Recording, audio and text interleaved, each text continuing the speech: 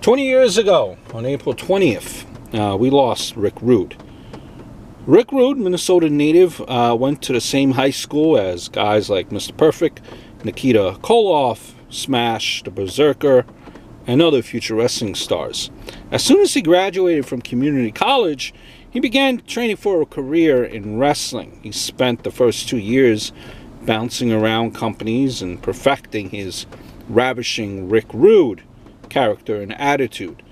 He began winning championships in CWF, WCCW, and Jim Crockett promotions before signing with the WWF in 1987.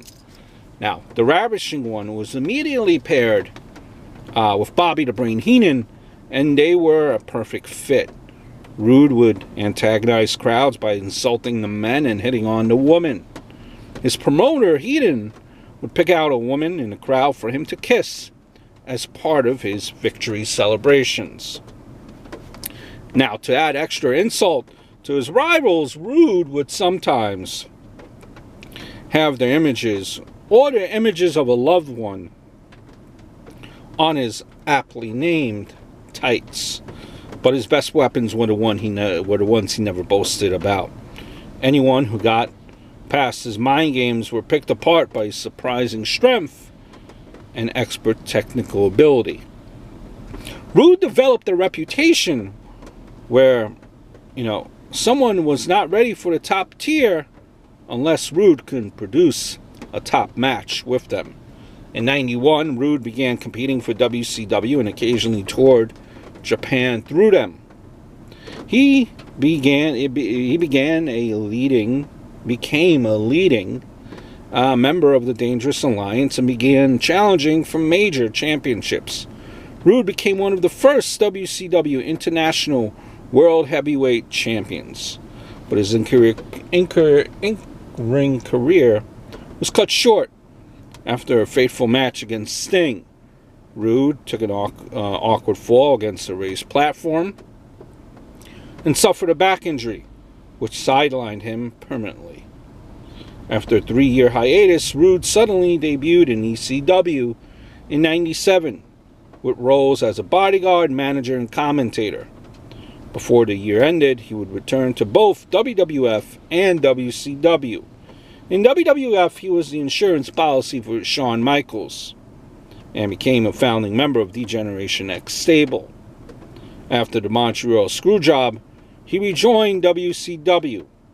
This was best noted because Rude managed to appear on an episode of WWF Raw and WCW Monday Nitro within the same hour.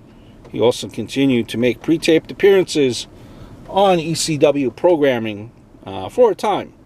In WCW, Rude was primarily a manager and bodyguard for his friend, Kurt Hennig, Mr. Perfect. He would be in 3 different branches of the NWO, the original, the Wolfpack, and Hollywood. However, he disappeared from television less than a year later due to an injury and a suspected illness. He left WCW in '99, and he died a month later. His death was ruled as a heart failure caused by an accidental overdose. His death was originally, was overshadowed by a Columbine High School shooting, which happened on the same day. Despite long-standing support from those he worked with, it would take 19 years for Rude to finally be inducted into the WWF's Hall of Fame. The surviving members of his family received the honor on his behalf. Other wrestlers noted that he was devoted to his family and refused to take his wedding ring off for matches. Only 40 years old at the time of his death.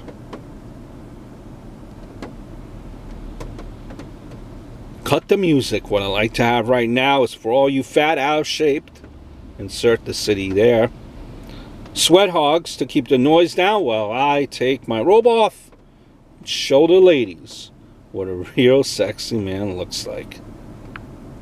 Hit the music. Ravishing, Rick Rude.